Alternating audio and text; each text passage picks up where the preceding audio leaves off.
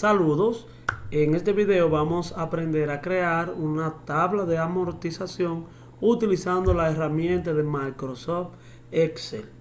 Bien, entonces en la misma vamos a crearlo a través de las funciones financieras que pueden observar en pantalla, que es pago, pago in y pago print, donde el pago va a representar el pago por cada cuota, pago in, el interés pagado por cada cuota y pago print, el capital pagado por cada cuota. Así que vamos a empezar con los datos que ustedes ven ahí en la parte superior izquierda y vamos a representarlo de la siguiente manera. Ya tenemos el monto del préstamo de 150,000 pesos a una tasa mensual de un 2% con un plazo de 12 meses a pagar. Lo primero que nosotros debemos de identificar es el valor de la cuota antes de crear la tabla de amortización. Y el valor de la cuota lo vamos a representar con la función pago. Para que Excel pueda entender de que nosotros vamos a trabajar con una función, siempre debemos de iniciar con el signo de igual. Iniciando con este signo, ya Excel de forma automática interpretará que es una función o una fórmula que vamos a insertar. Continuamos con la palabra pago y seleccionamos la primera opción que dice pago. Vamos ahora a llevarnos siempre de esa ayuda que nos ofrece cada función, representando en su primera posición la tasa. La tasa, como la tasa está representada en meses, simplemente seleccionamos la celda que contiene la tasa. Si estuviera representada en años y las cuotas en meses, entonces debemos de convertirla, llevar la tasa de anual a mensual. Pero en este caso simplemente trabajamos directo porque la tasa está representada en meses. Continuamos con punto y coma para pasar al siguiente paso. Y el siguiente paso nos indica que colocamos el tiempo o el plazo. Pasa lo mismo que le expliqué anterior. Como está representado en 12 pagos mensuales, simplemente seleccionamos la casilla. Si estuviera representado en años, debiéramos convertirlo primero a meses. Bien, entonces, ya seleccionando esa parte, pues pasamos al siguiente nivel, donde nos dice que coloquemos el valor actual. Y el valor actual no es más que el monto del préstamo. Una vez colocados los tres pasos, cerramos el paréntesis y le damos a aceptar. Y automáticamente nos arroja un valor en negativo, 14,183,94. ¿Por qué me entregó un valor negativo? Porque las funciones financieras, cuando colocamos el monto a trabajar en positivo, nos arroja un resultado negativo. Pero para que nos arroje el resultado positivo, simplemente yo debo de decirle a la última opción, que es el valor actual, lo coloco menos, el signo de menos, y automáticamente me arrojará el valor positivo. Pero para que nunca se nos olvide, siempre el valor actual lo colocamos con un signo de menos para que nos entregue ese valor positivo. Bien, ya una vez preparado, colocado las informaciones, vamos a proceder ahora a realizar la tabla de amortización. En el ejemplo ustedes ven dos recuadros, y es que voy a explicar los dos recuadros desde un punto de vista diferente. En el primer recuadro, que es que vamos a trabajar, vamos a representar en esta columna de periodos la cantidad de pagos que vamos a procesar según el ejemplo. Colocamos el capital, el interés, la cuota y el saldo con un periodo cero, que es el periodo cero. Lo que vamos a identificar es que en el saldo es igual al valor del préstamo, y tenemos acá 150,000 pesos. Ahora sí podemos crear la tabla de amortización partiendo desde la cuota 1 hasta la cuota final, que sería la última cuota del pago, que es 12 meses.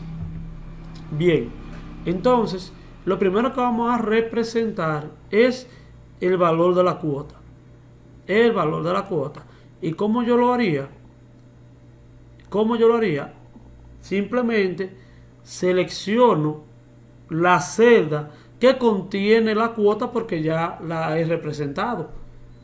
Y le digo que es igual ¿a quién? A la celda que contiene el pago. Pero debemos de colocarla en una celda absoluta. ¿Por qué en una celda absoluta?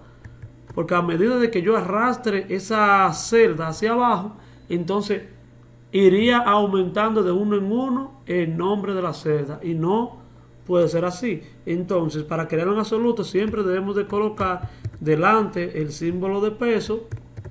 Delante el símbolo de peso. Y en el centro del nombre de la celda, que sería B6. B6. Con el símbolo de peso delante y en el centro, la celda se coloca en una celda fija. En una celda fija. Y a eso le llamamos celdas absolutas. Celdas absolutas. Cuando no tienen ningún tipo de crecimiento. Bien. Entonces, una vez representando el valor de las cuotas, vamos ahora a identificar el interés. Vamos a identificar el interés con la función pago in. ¿Cómo nosotros realizamos el pago de interés con la función pago in? De la misma forma como lo hicimos en la cuota, pero aquí vamos a identificarlo con la siguiente función. Pago in. Miren acá. Pago in. Y lo primero que nos dice es que debemos de colocarle la tasa. Ya la tasa está representada. Ya la tasa está representada y seleccionamos la celda que contiene la tasa. Recordando que debemos de colocarla en absoluta porque la tasa no puede variar y la celda debe de mantenerse fija en el valor de la tasa. Recordando que colocando el símbolo de peso delante y en el centro del nombre, ya podemos colocar en absoluta esa celda. Bien, dividimos con punto y coma y ahora vamos a seleccionar el periodo de pago. El periodo de pago de la primera sería de la primera cuota. Como ya yo lo coloqué en el periodo, selecciono el periodo a pagar. Bien, en el periodo no lo vamos a colocar en absoluto porque cuando arrastre la función debe decir pago 1, 2, 3, 4, 5 hasta llegar al valor del plazo final del préstamo. Y lo dejo representado hasta ahí. Bien, ahora paso al siguiente nivel, punto y coma, y coloco el NPER, que significa el tiempo a pagar, el plazo a pagar. Y vuelvo y selecciono la celda que contiene el plazo. La celda que contiene el plazo. Recordando de nuevo que debemos de colocarlo en absoluto porque esas celdas nunca van a variar sus valores. Sus valores se van a mantener estáticos. Por tal razón dije que debemos de colocarlo siempre en absoluto. Bien, entonces, ¿qué nos falta ahora? Colocarle el valor actual. ¿Y cuál sería el valor actual? El monto del préstamo. El monto del préstamo. De igual forma, también debemos de representarlo en absoluto.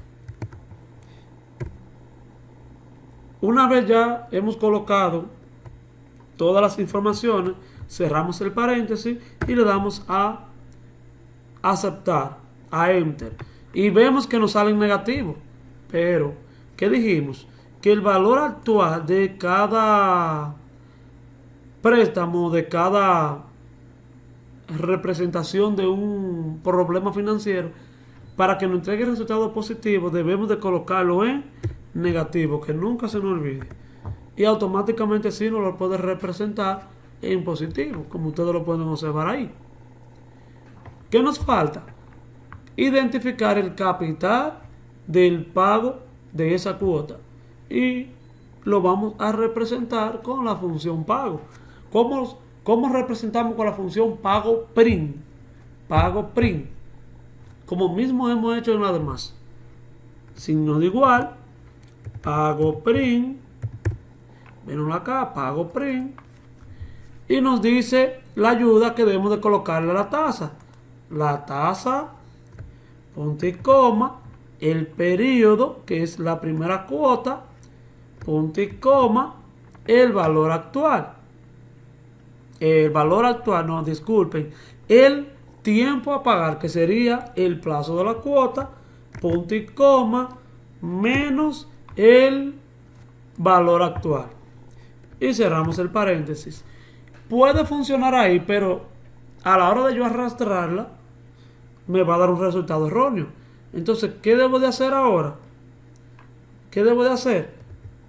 Colocar en absoluto las celdas que se van a mantener fijas, con el símbolo de peso en el centro y en el medio de las celdas que se quedarán fijas, porque su valor no va a cambiar. Le colocamos el símbolo de peso delante y detrás, delante y en el centro del nombre de la celda. Y ya estamos representados. Si nosotros sumamos 11.183,94 más 3.000, entonces nos dará como resultado 14.183,94, que es el valor de la cuota. Para mantener esa tabla de amortización correcta, lo que nos falta ahora es decirle cuál sería el saldo pendiente después de un pago. El saldo pendiente después de un pago. En las entidades financieras siempre el saldo es el valor actual menos el capital.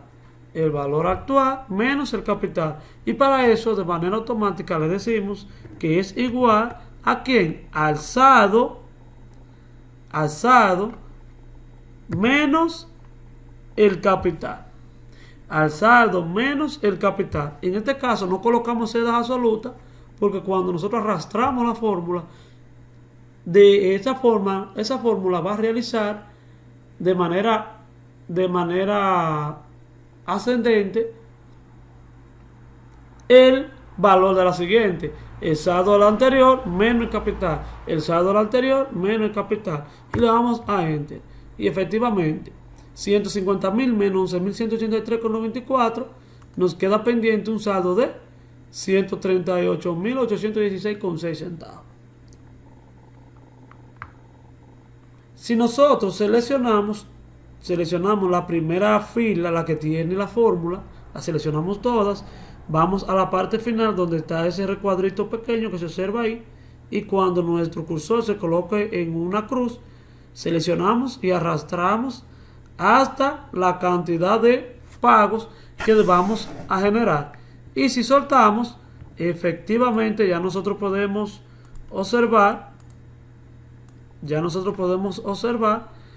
que en el pago número 12, vieron la carga, el pago número 12 es el último pago de la cuota. Como este es el último pago de la cuota, automáticamente nuestro saldo sería 0. Y ustedes dirán, ¿por qué el pago del capital y el pago del interés, a medida que vayan pasando las cuotas, el capital aumenta y disminuye el interés? Porque la función en sus dos categorías, tanto como pago print como pago in, refleja el saldo actual, el valor actual, para aplicar la función. En la primera posición, en el pago número 1, trabajamos con un valor de 150.000, pero para el pago número 2 estaríamos trabajando con un valor de 138.816,6 centavos, y así para cada una de ellas hasta llegar al último pago. Bien, pero nosotros tenemos una desventaja, y es que si nosotros no lo aplicamos, no le aplicamos una restricción, ¿qué pasará si sigo arrastrando la fórmula? Que me aplicará un valor a la siguiente. Un valor a la siguiente. Pero lo importante de este video es que ustedes aprendan a crear una tabla de amortización utilizando los tres elementos de funciones financieras que hemos observado.